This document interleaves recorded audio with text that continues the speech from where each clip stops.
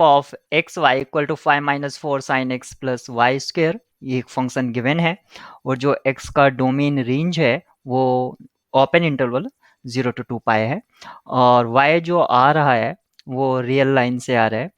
The set of critical points of X Y F of X Y, तो इस function के critical point जो हैं उसका नेचर पूछा गया है।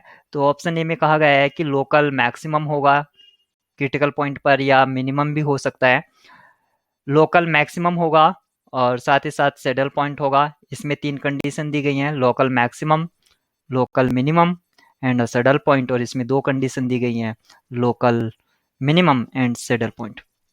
तो जो क्रिटिकल पॉइंट्स हैं उसका नेचर हमें बताना होगा कि कहाँ पर फंक्शन मैक्स है, कहाँ पर मिन है या सैडल पॉइंट है। तो सबसे पहले डिस्कस कर लेते हैं कि आखिर सैडल क्रिटिकल पॉइंट्स क्या होता है। तो क्रिटिकल पॉइंट होता है जहां पर ग्रेडियंट ऑफ एफ यानी कि फंक्शन क्या तो 0 हो जाए या नॉट डिफाइन। अब ग्रेडियंट जो हम निकालते हैं उसमें पार्शियल डेरिवेटिव्स होते हैं और इक्वल टू 0 के लिए इसका मतलब हुआ partial F with respect to X and partial F with respect to Y, both are 0। और नॉट डिफाइन में क्या होगा, अगर क्या तो एक partial f upon partial x या partial f upon partial y, one of them is 0 और both, sorry one of them is not define और बोथ नॉट डिफाइन। तो इस तरह से हम कह सकते हैं कि क्रिटिकल पॉइंट्स क्या होता है। ये जो कंडीशन है ये एक एक्स्ट्रा इम्पोज कंडीशन है क्रिटिकल पॉइंट्स पर। अगर ये कंडीशन रहती है तो इसको हम स्टेशनरी पॉइंट कह देते हैं। स्टेशनरी पॉइंट वहां होता है जहां पर सिर्फ पार्शियल डेरिवेटिव 0 होते हैं, नॉट डिफाइन वाला केस नहीं होता है। तो यहाँ से हम एक कंक्लूजन निकाल सकते हैं कि सारे के सारे जो क्रिटिकल पॉइंट्स हैं वो स्टेशनरी पॉइंट्स नहीं हो सकते हैं, स्टेशनरी पॉइंट नहीं हो सकते हैं, लेकिन सारे स्टेशनरी पॉइंट क्रिटिकल पॉइंट्स हो सकते हैं या क्रिटिकल पॉइंट होते हैं। तो यहाँ पर हमने ये देखा कि क्रिटिकल पॉइंट्स क्या होता है या सैडल पॉइंट क्या होता है, सॉरी स्टेशनरी पॉइंट क्या होता है। अब जो फंक्शन गिवन फंक्शन है उसको हम देख लेते हैं कि उसके क्रिटिकल पॉइंट्स क्या है। तो गिवन फंक्शन जो है हमें ये है 5 - 4 sin x plus Y square. यहाँ पर हमें दे रखा है अगर हम एफ एक्स निकालें तो ये मिलेगा मुझको -4 कोस एक्स, जो एफ एक्स एक्स है वो मिलेगा मुझको 4 sin x। यहाँ से अगर मैं एफ वाई फाइंड आउट करता हूँ तो वो मुझको मिलेगा 2y और एफ वाई वाई मुझको मिलेगा 2। और अगर मैं यहाँ से एफ एक्स वाई निकालता हूँ तो ये मुझको मिलता है 0। अब जो भी कंडीशन है पॉइंट्स का जो नेचर हम चेक करते हैं तो वो कैसे चेक करेंगे। एक तो ये कंडीशन चेक करते हैं F X X F Y Y minus F square X Y. अगर ये कंडीशन ग्रेटर देन 0 है तो यहाँ पर एक्सट्रीमा होगा, मतलब क्या तो मैक्सिमा होगा या मिनिमा होगा। अगर ये लेस देन 0 है तो यहाँ पर सैडल पॉइंट होगा और अगर इक्वल टू आ जाता है तो फर्दर इन्वेस्टिगेशन। यहाँ से हम कोई कंक्लूजन नहीं निकाल पाते, उसके लिए फर्दर इन्वेस्टिगेट करना पड़ता है, डायरेक्ट कोई कंक्लूजन नहीं निकाल सकते। तो यहाँ से अगर हम F X X F Y Y minus F square X Y अगर फाइंड आउट करते हैं तो उसका जो वैल्यू हमें मिलता है वो हमको मिलता है क्योंकि एफ एक्स एक्स है हमारा 4 साइन एक्स, 4 है 2 है, चेक कर लेते हैं।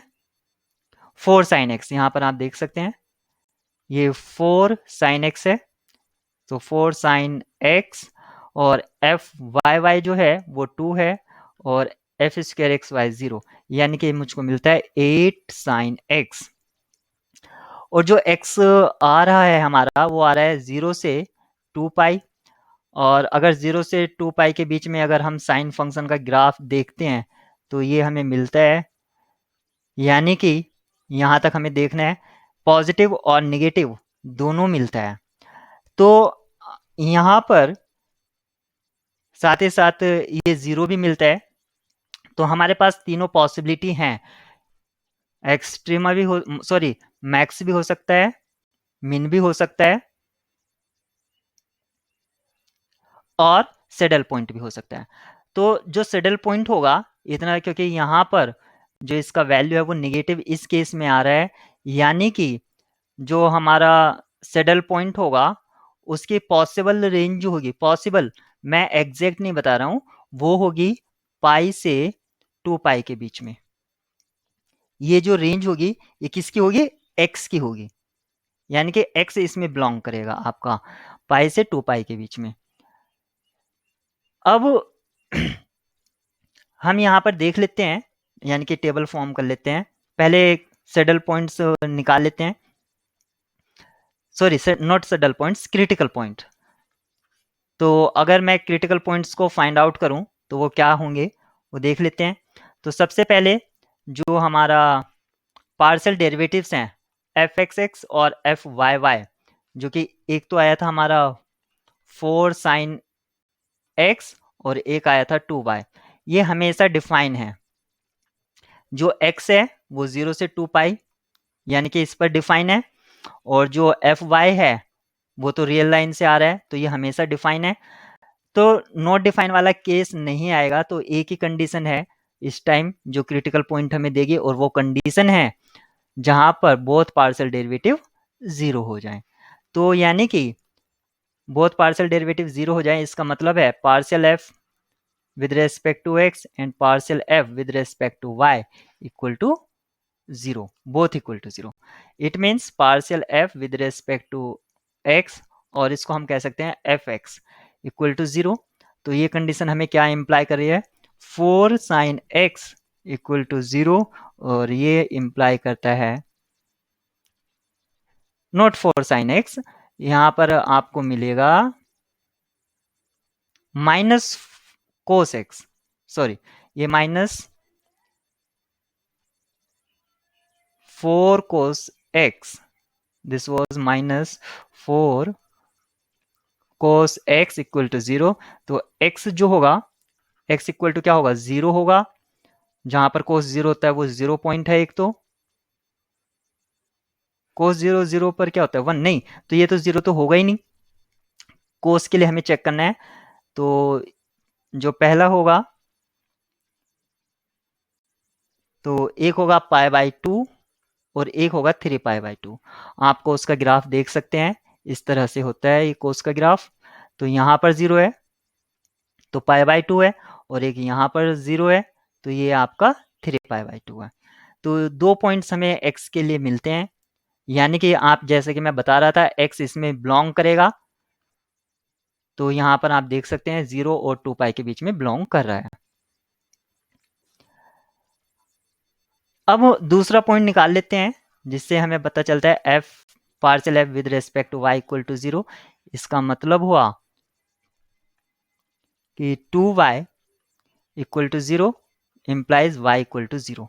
सो y कोऑर्डिनेट हमेशा 0 है, और x कोऑर्डिनेट आपके दो हैं, एक तो π/2 कॉमा 0, एक क्रिटिकल पॉइंट ये हुआ, और दूसरा क्रिटिकल पॉइंट हुआ 3π/2 कॉमा 3π/2 कॉमा 0, दूसरा क्रिटिकल पॉइंट आपका ये हुआ। तो ये जो बना ये सेट ऑफ क्रिटिकल पॉइंट्स है, सेट ऑफ क्रिटिकल पॉइंट। और इस क्रिटिकल पॉइंट के जो सेट है, हमसे पूछा गया था इस पॉइंट पर क्या नेचर होगा, मतलब लोकल मैक्स चेक करना है, मिन चेक करना है, और सैडल पॉइंट। तो इनकी नेचर हमें चेक करनी है। नेचर चेक करने के लिए सबसे आसान होता है कि आप एक टेबल फॉर्म कर लें इस तरह से।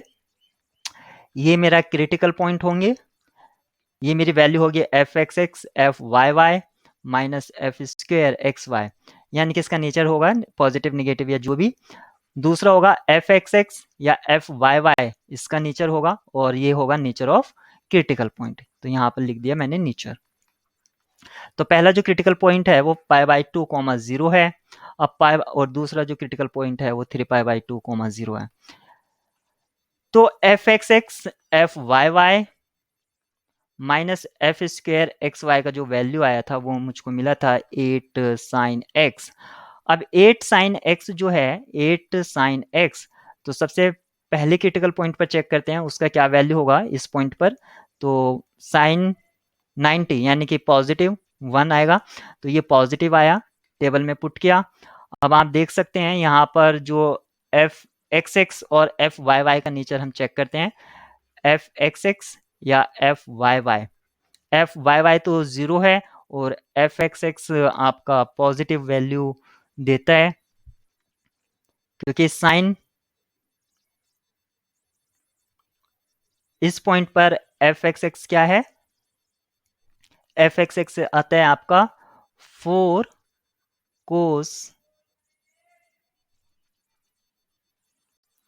एफ एक्स एक्स आता है आपका, मैं देख लेता हूं क्या है F X x, 4 sine x,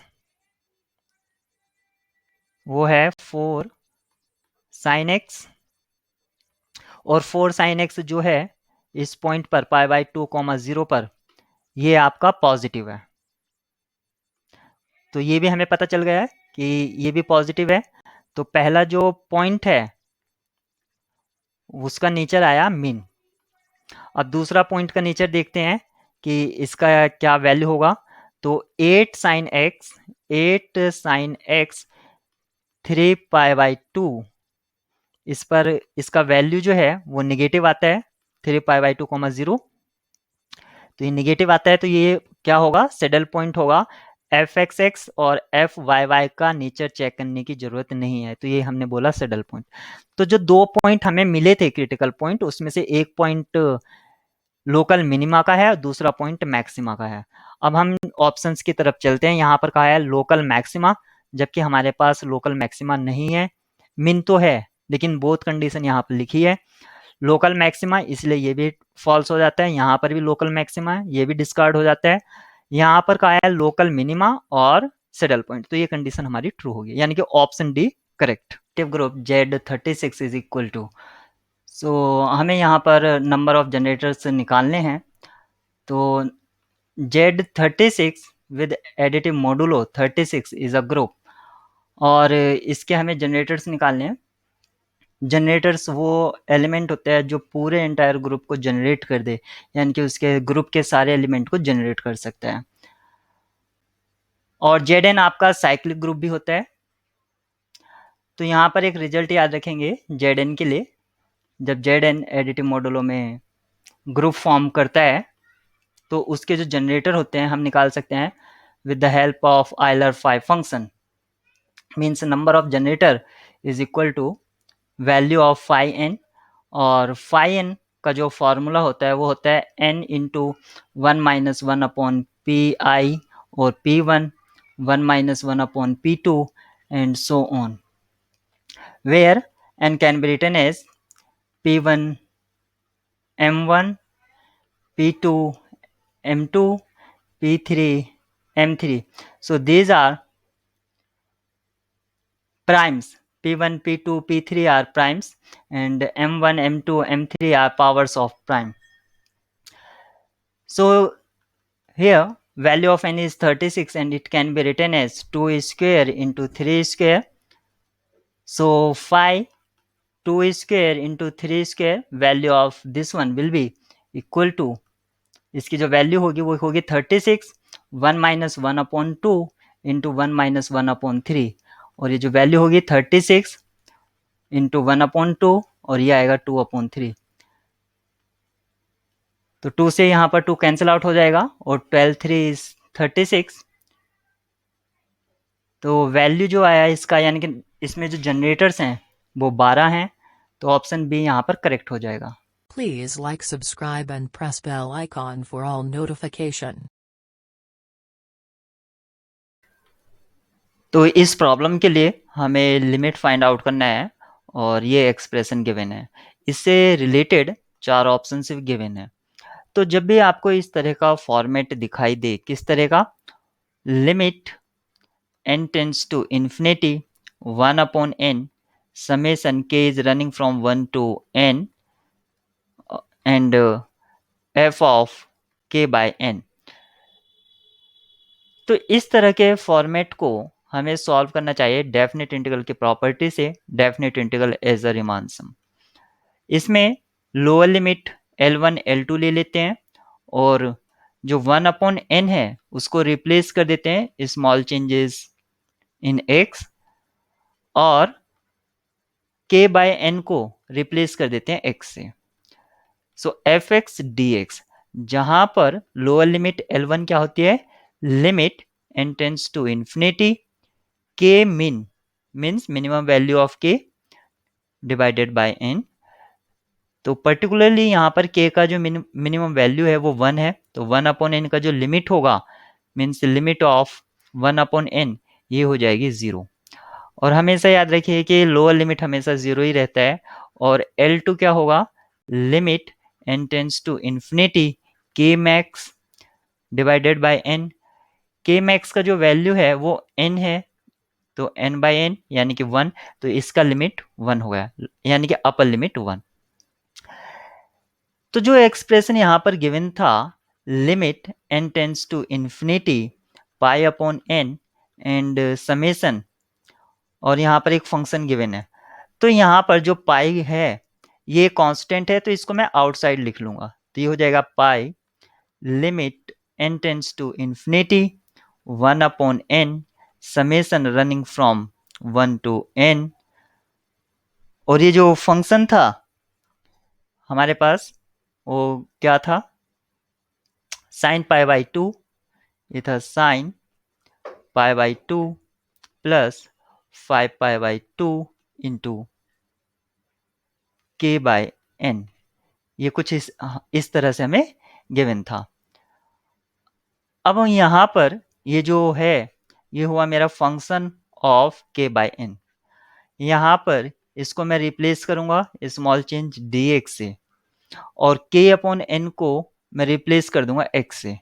तो यहाँ पर मुझे ये जो एक्सप्रेशन था मैं इसको लिख सकता हूँ pi limit n tends to infinity, क्योंकि मैं इसको डेफिनेट इंटीग्रल में लिख रहा हूँ डायरेक्ट, तो अब मुझे लिखने की जरूरत नहीं है लिमिट, तो इसको मैं लिखूंगा पाई, लोअर लिमिट 0 थी, अपर लिमिट 1 थी, 0 to 1, और f ऑफ k/n यानी कि साइन π/2 प्लस 5π/2, और k/n को रिप्लेस कर देते हैं x से dx।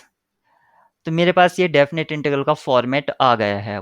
अब सिंपली मुझे इसको इंटीग्रेट करना है, तो ये क्या हो जाएगा पाई 0 to 1 साइन 90 प्लस थीटा, यहाँ पर साइन π/2 प्लस थीटा ऐसे दे रखा है, तो ये हो जाएगा आपका कोस 5π/2 इंटू एक्स dx।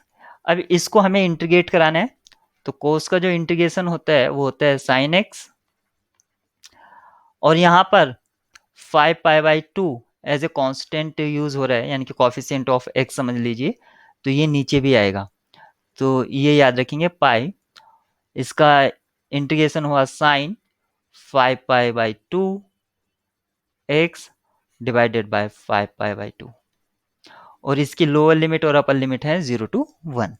अब सिंपली हमें इसके लिमिट्स पुट करना होगा और फाइनल आंसर हमें मिल जाएगा। तो ये था पाई, और यहाँ पर मिलेगा साइन 5π/2 इंटू 1 माइनस 0, और डिवाइडेड बाय था 5π/2। ये चल रहा था हमारे पास। अब ये हमें जो मिलता है, इस पाई से ये पाई कैंसिल हो गया, तो ये मिलता है मुझको 2/5 विद इन ब्रैकेट साइन 5π/2। अब साइन 5π/2 का वैल्यू क्या होता है, इसको हम लिख सकते हैं साइन 2π प्लस π/2। साइन 2π प्लस π/2 क्या हो जाएगा, ये हो जाएगा साइन π/2, और साइन π/2 का वैल्यू 1, तो इसका हुआ 2/5 इंटू 1 इक्वल टू 2/5। तो चेक करते हैं कौन सा ऑप्शन 2/5 वैल्यू दे रहा है, तो ऑप्शन सी यहाँ पर करेक्ट होगा। यहाँ पर जो ये डबल इंटीग्रल दे रखा है उसको हमें फाइंड आउट करना है, और इसको फाइंड आउट करने के लिए आप यहाँ पर देखेंगे कि इंटीग्रेंड फंक्शन जो है वो साइन y स्क्वायर है, जो एक ट्रांसेंडेंटल फंक्शन होता है, और हम जो जानते हैं कि किसी भी साइन वाई टाइप का या साइन एक्स टाइप का हम इंटीग्रेट कर सकते हैं जो माइनस कोस एक्स होता है, लेकिन वाई स्क्वेयर का हम तब तक नहीं कर सकते हैं जब इसका वाई स्क्वेयर का डेरिवेटिव यानी कि 2y आपका मौजूद ना हो एज ए इंटीग्रेंड फंक्शन में। तो इस तरह के प्रॉब्लम को किस तरह किया जाता है, आप इसका ऑर्डर ऑफ इंटीग्रेशन चेंज कर दीजिए, क्योंकि हमें जो एक्सप्रेशन गिवन था वो 0 से 1 और x से 1 sine Y square D Y D X ये गिवन था। क्योंकि x यहाँ पर लिमिट में इन्वॉल्व है तो सबसे पहले ये y को इंटीग्रेट किया गया है और फिर आपको x के रेस्पेक्ट में किया गया है। यहाँ पर ये देख सकते हैं जो लिमिट है ये x की कांस्टेंट लिमिट है और ये जो है ये y की वेरिएबल लिमिट कह सकते हैं आप इसको, जो x से 1 तक जा रहा है। इसको इंटीग्रेट करने के लिए सबसे पहले आपको रीजन ऑफ इंटीग्रेशन चाहिए, तो हम इसको ड्रॉ कर लेते हैं। y इक्वल टू एक्स से आपका y जा रहा है 1 तक और x की जो लिमिट है वो 0 से आपकी 1 तक है। तो आप इसका ग्राफ बनाइए y इक्वल टू एक्स, यानी कि ये आपका एक्स वाई कोऑर्डिनेट सिस्टम है, तो ये आपका y इक्वल टू एक्स ये लाइन हो जाएगी और y इक्वल टू 1 सपोज करो वो ये है, y equal to 1, x equal to 0 और x इक्वल टू 1 इस पॉइंट पर आपका x इक्वल टू 1 होगा। तो आप देख सकते हैं y इक्वल टू एक्स और y इक्वल टू 1, तो ये वाला आपका एरिया हो गया है या रीजन कह सकते हैं। इसमें हमें सबसे पहले x के रेस्पेक्ट में इसको इंटीग्रेट करना होगा। x के रेस्पेक्ट में इंटीग्रेट करने के लिए हम इसको ट्रीट कर सकते हैं एज ए कांस्टेंट, तो हमें x के पैरेलल एक स्ट्रिप कंसीडर कर लेनी चाहिए। तो इस स्ट्रिप की जो लेंथ है वो कहाँ से कहाँ तक वेरी कर रही है, वो 0 से इस लाइन तक वेरी कर रही है, यानी कि 0 से y तक, और जो आपकी y की लिमिट है वो कहाँ से कहाँ तक है, वो 0 से 1 तक, 0 से 1। और ये था क्योंकि इसको हम कांस्टेंट ट्रीट करें साइन वाई स्क्वायर का, तो हम इसको आउट यहाँ पर लिख सकते हैं। ये हो जाएगा हमारा डी एक्स डी वाई। तो यहाँ से मिलेगा 0 से 1 y sine Y square D Y. अब हम इसको y के रेस्पेक्ट में इंटीग्रेट करेंगे तो यहाँ पर हमें मिलेगा 1/2 और साइन का क्या हो जाएगा माइनस के कोस वाई स्क्वेयर, और जो हमारी लिमिट थी वो 0 से 1 इस तरह था। अब हमें ये मिला 1/2 और ये हो जाएगा कोस 1 और ये माइनस की वजह से प्लस हो जाएगा कोस 0 यानी कि ये 1। फाइनली हमें मिला 1 माइनस कोस 1/2। 1 माइनस कोस 1/2 कौन सा ऑप्शन है हमारा, ये ऑप्शन डी हमारा करेक्ट होगा। एक फंक्शन f डिफाइन है इस तरह से, जो x नॉट इक्वल टू 0 के लिए डिफाइन है, और यहाँ पर आप ऑब्जर्व कर सकते हैं कि फंक्शन के एक्सप्रेशन में मॉड फंक्शन इन्वॉल्व है। यहाँ पर जो l है वो लेफ्ट हैंड लिमिट है फंक्शन की 0 पर, और r जो है वो राइट हैंड लिमिट है फंक्शन की एट 0 पर। तो हमें ये चेक करना है कि कौन सा ऑप्शन ट्रू है। Means left hand limit exist करती है या राइट हैंड लिमिट एग्जिस्ट करती है, इसको फाइंड आउट करना है। तो जैसे कि फंक्शन यहाँ पर है, सबसे पहले फंक्शन है F X equal to X plus mod X 1 plus X divided by X sine 1/x, and ये जो डिफाइन है x नॉट इक्वल टू 0। तो सबसे इंपॉर्टेंट बात ये आ जाती है, यहाँ पर वो लेफ्ट हैंड लिमिट और राइट हैंड लिमिट ही पूछ सकता है, फंक्शन की कॉन्टिन्यूटी के बारे में बात नहीं कर सकता है, क्योंकि फंक्शन की कॉन्टिन्यूटी के लिए फंक्शन की एग्जैक्ट वैल्यू हमें पता होनी चाहिए एट दैट पॉइंट। और यहाँ पर तो फंक्शन के मतलब जो लेफ्ट हैंड लिमिट है L0 नेगेटिव, जो हम यहाँ पर फाइंड आउट करेंगे, और राइट हैंड लिमिट जो कि 0 पॉजिटिव पर फाइंड करेंगे। लेकिन f0 हम यहाँ पर नहीं निकाल सकते क्योंकि फंक्शन डिफाइन नहीं है, तो यहाँ पर कंटिन्यूटी की बात की भी नहीं जा सकती थी। तो ये वैसे हमारा क्वेश्चन था भी नहीं, लेफ्ट हैंड लिमिट और राइट हैंड लिमिट की बात करेंगे हम। तो सबसे पहले जब मोड फंक्शन के स्ट्रक्चर में कहीं भी अगर दिखता है तो सबसे पहले कोशिश करें कि उस मोड को रिजॉल्व कर लें आप। तो अगर x पॉजिटिव है तो मोड x क्या हो जाता है, x हो जाता है, और x नेगेटिव है तो मोड x जो वैल्यू देता है वो माइनस x देगा। तो यहाँ से मैंने रिजॉल्व किया x plus x 1 plus X divided by x into sine 1 upon x. This is x greater than 0 and x minus x 1 plus x divided by x sin 1 upon x और x less than 0। ये हमने यहाँ से इसको लिखा। इसको further simplify कर लेते हैं ताकि आसान रहे। तो इसको मैं लिख सकता हूँ, जो x है डिनोमिनेटर में और x न्यूमरेटर में भी यहाँ पर प्रेजेंट है, कॉमन पार्ट से कैंसल आउट कर दीजिए। तो जो बचेगा वो बचेगा मुझे 1 plus x into sine 1 upon X, और जो इधर बचेगा मीन्स x लेस देन 0 के लिए वो मुझको मिलेगा 1 माइनस 1 माइनस एक्स, ये मिलेगा साइन 1 अपॉन एक्स। और सिंप्लीफाई कर लीजिए इसको तो ये मुझको मिल जाएगा 2 plus X sine 1 upon X, और ये मुझको मिल जाएगा minus X sine 1 upon X. तो ये मिल जाता है। अगर हम इसको और सिंप्लीफाई करें, यानी कि ये जो ब्रैकेट है x पॉजिटिव के लिए, x ग्रेटर देन 0 के लिए, इसको और सिंप्लीफाई करके लिख सकते हैं 2 into sine 1 upon x plus x into sine 1 upon X, और जो सेकेंड पार्ट है x लेस देन 0 के लिए वो तो सेम रहेगा, x साइन 1 अपॉन एक्स। ये काम किया हमने इसके लिए।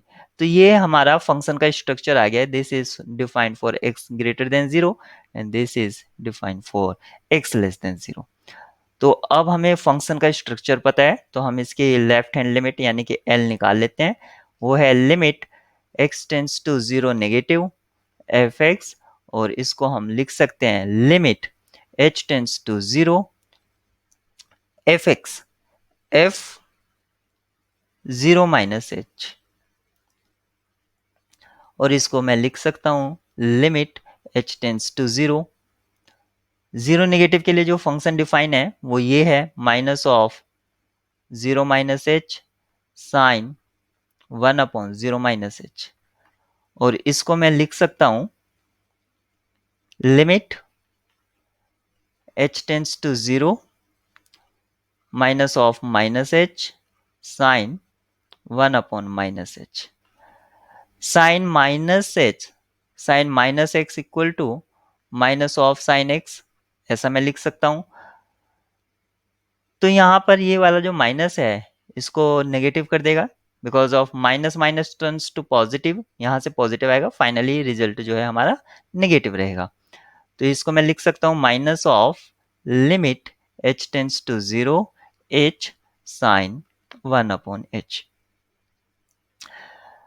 साइन फंक्शन एक बाउंडेड फंक्शन होता है, साइन बाउंडेड होता है, और साइन का ग्राफ अगर आप देखें तो ऑब्जर्व इस तरह से कर सकते हैं, ये 1 और -1 के बीच में ऑसिलेट करता है इनटू h। तो जब आप इसकी लिमिट पुट करेंगे h टेंस टू 0, तो 0 इंटू सम बाउंडेड फंक्शन, तो 0 को अगर किसी भी नंबर बाउंडेड नंबर से या कोई भी नंबर जो चेंज हो रहा है अगर उससे मल्टीप्लाई कराएंगे तो उसकी जो लिमिट होगी फाइनली 0 हो जाएगी। तो L जो है वो एग्जिस्ट करती है क्योंकि 0 एक फाइनाइट नंबर है।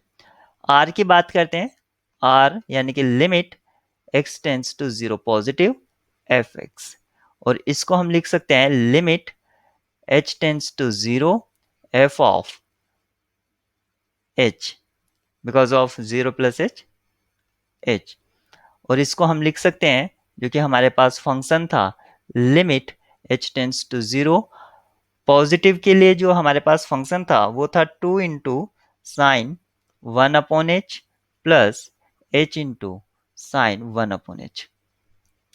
This was the function for defined for positive. तो यहां पर आप देखिए h into sine 1 upon h, जैसे हमने अभी डिस्कस किया था, या जो मैं सर्कुलर पार्ट कर रहा हूं ये आप देख सकते हैं जो ब्लैक से है, ये कुछ इस तरह का फॉर्मेट है। तो इसकी लिमिट तो 0 हो जाएगी, और 2 इंटू साइन 1/h। साइन क्या है, एक बाउंडेड फंक्शन है और इसका कोई भी फाइनाइट लिमिट नहीं आएगा, यानी कि ऑसिलेट करेगा। तो यानी कि इसका जो लिमिट हो जाएगा वो आपका एग्जिस्ट ही नहीं करता। तो इसका इस पार्ट का लिमिट एग्जिस्ट नहीं करता, लेकिन इसका करता है। तो फाइनली आर डजंट एग्जिस्ट, यानी कि एल एग्जिस्ट करता है और आर नहीं करता। इसके अकॉर्डिंग ऑप्शन ए करेक्ट है। अगर इस एक्सप्रेशन का लिमिट हमें गिवन है, जैसे कि √π/2, तो हमें इस एक्सप्रेशन की लिमिट निकालनी है। तो यहाँ पर इस एक्सप्रेशन का लिमिट निकालने के लिए सबसे पहले जरूरी है कि जो इस एक्सप्रेशन में इंटीग्रल यूज हुआ है उसको फाइंड आउट करना। तो हमारे पास इंटीग्रेंड फंक्शन जो है x²e⁻x²dx। अगर हमें इसको इंटीग्रेट करना है तो -x² का जो डेरिवेटिव है वो हमारे पास प्रेजेंट होना चाहिए, और इसका जो डेरिवेटिव है वो है -2x। तो मैं इसको ब्रेक कर देता हूँ, यानी कि इसको प्रोडक्ट के फॉर्म में लिख देता हूँ, x into x e⁻x² dx। और मुझे -2 फॉर्म करने के लिए यहाँ पर मैंने -2 पुट किया और -1/2 आउटसाइड ले लिया, और ये limit t tends to 0 and integral from 0 to t। अब ये मेरा एक तरह से जस्टिफाइड फॉर्म, जिसमें मैं इंटीग्रेशन बाय पार्ट्स लगा सकता हूँ, ये मेरा सेकंड फंक्शन ट्रीट हो जाएगा और इसको मैं ट्रीट कर लूँगा एज ए फर्स्ट फंक्शन। तो इंटीग्रेशन बाय पार्ट से इसको सॉल्व करते हैं। तो फर्स्ट फंक्शन ऐसे ही सेकंड फंक्शन का इंटीग्रेशन ऑफ e⁻x इसका सेम होता है, तो कोई चेंज नहीं रहेगा, यानी कि x इंटू e⁻x², और इसका जो लिमिट है वो है 0 to t, minus of first function का डेरिवेटिव यानी कि x का डेरिवेटिव 1 और सेकंड फंक्शन का इंटीग्रल। तो ये हो जाएगा -e⁻x², और ये इंटीग्रल है फ्रॉम 0 टू t dx। और पूरा जो हमारा लिमिट चल रहा है वो -½ आउटसाइड है, और limit of t tends to 0, limit of this expression is. तो ये हमारे पास एक्सप्रेशन है। अब हमें पता है, जैसे सीक्वेंस में हम पढ़ते थे, limit of xn plus limit of xn plus yn क्या होता है, limit of xn plus limit of yn। इस सेम कंसेप्ट को हम अप्लाई करेंगे तो लिमिट को एक तरह से डिस्ट्रीब्यूट करा देंगे। तो ये जो हमें मिलेगा -½ limit t tends to infinity x e⁻x²,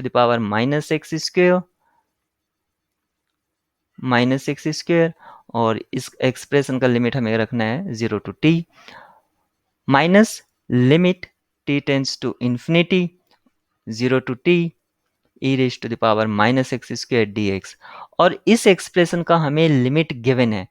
ये जो हमारे पास एक्सप्रेशन आया इसमें -½ और लेना है, तो ये minus minus turns to positive and half ये रहेगा, तो हाफ। और इस एक्सप्रेशन का हमें लिमिट गिवन है वो है √π/2, तो इसको पुट कर देते हैं √π/2। तो यहाँ से जो मिल गया है वो √π/4 हो गया है। अब हमें इस एक्सप्रेशन का लिमिट फाइंड आउट करना है। तो सबसे पहले जो फर्स्ट एक्सप्रेशन है उसमें अपर लिमिट पुट करते हैं। तो अपर लिमिट पुट करने से हमें ये क्या मिलेगा, t e⁻t², और लोअर लिमिट पुट करने से 0 मिलेगा, यानी कि x प्रोडक्ट में है। तो ये हो गया है -½ और limit t tends to infinity plus √π/4। ये प्रीवियस स्टेप से सेम हमने कॉपी किया है, इसमें कोई चेंजेस नहीं है। अब सिर्फ हमें फर्स्ट एक्सप्रेशन का लिमिट टू फाइंड करना है। तो यहाँ पर आप देखिए, जैसे कि लिमिट पुट करता हूँ, ∞.0 फॉर्म इसमें फॉर्म हो रहा है, यानी कि 0 इंटू इंफिनिटी। तो ये एक इनडिटर्मिनेट फॉर्म है। तो इसको सॉल्व करने के लिए क्या तो हमें इन्फिनिटी बाय इन्फिनिटी फॉर्म में इसको कन्वर्ट करना होगा, या 0/0 फॉर्म में, ताकि हम इसमें L'Hopital rule easily apply कर सकें। तो मैंने इसको लिखा t/e⁻t²। अब ये इन्फिनिटी बाय इन्फिनिटी फॉर्म में रिड्यूस हो गया है। तो ये था हमारा half limit t tends to infinity. अब क्योंकि ये इन्फिनिटी बाय इन्फिनिटी फॉर्म में है, तो एल हॉपिटल रूल के अकॉर्डिंग न्यूमरेटर और डिनोमिनेटर का इसको सेपरेटली हम डिफ्रेंशिएट करेंगे तो ये 1 हो जाएगा और ये हो जाएगा e raise to the power t square और t स्क्वायर का जो डेरिवेटिव होगा 2t ये होगा और लिमिट हमारी चल रही है t टेंड्स टू इन्फिनिटी और minus half plus root pi by 4 ये प्रीवियस स्टेप से कॉपी चल रहा है। अब यहाँ पर हम लिमिट पुट करेंगे तो ये जो फंक्शन है एक्सपोनेंशियल फंक्शन ये भी इन्फिनिटी और ये जो 2t है ये भी इन्फिनिटी यानी कि 1 अपॉन इन्फिनिटी टाइप का पूरा फॉर्मेट हमें ऑप्टेन हो रहा है यानी कि 0 को टेंस करेगा। तो पहला जो एक्सप्रेशन था वो फाइनली 0 को चला गया है और जो सेकंड एक्सप्रेशन का लिमिट चल रहा था रूट पाई बाय 4 तो इन दोनों को प्लस करेंगे तो रूट पाई बाय 4 तो फाइनल जो हमारी लिमिट है रूट पाई बाय 4 है जो कि ऑप्शन फर्स्ट में गिवन है यानी कि ए ऑप्शन करेक्ट है।